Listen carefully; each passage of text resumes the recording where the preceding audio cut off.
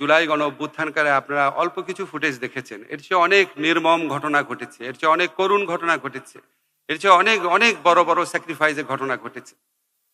আমরা যখন এখনো আহত ছাত্রদের কাছে যাই আর কি, স্থির থাকতে পারি না যে কত বড় নির্মম, কত বড় ভয়ানক, কত ভয়ঙ্কর একটা রেজিমকে এই ছাত্ররা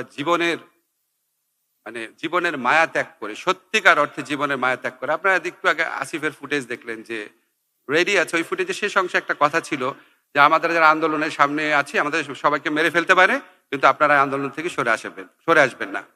নাহিদের একটা ফুটেজ আছে যেটা আমরা দেখি নাই কখনো, রেকর্ড করে রাখা ছিল, 5 তারিখে সে রেকর্ড করেছিল আগের রাতে, যে আমি যদি মরেও যাই আপনারা আন্দোলন অব্যাহত রাখবেন। এমন তারা রেডি ছিল জীবন দেওয়ার জন্য, অনেকে দিয়েছিল। তা আমরা যেন সবাই, কেউ কাউকে দোষারোপ করার চেয়ে সবচেয়ে বড় ইম্পর্টেন্ট ব্যাপার হচ্ছে এত বড় স্যাক্রিফাইসের মধ্যে দিয়ে যেই সময়টা, যেই সুযোগটা তারা আমাদের সামনে হাজির করেছে, সেটা যেন আমরা সবাই খুব প্রপারলি ইউটিলাইজ করি।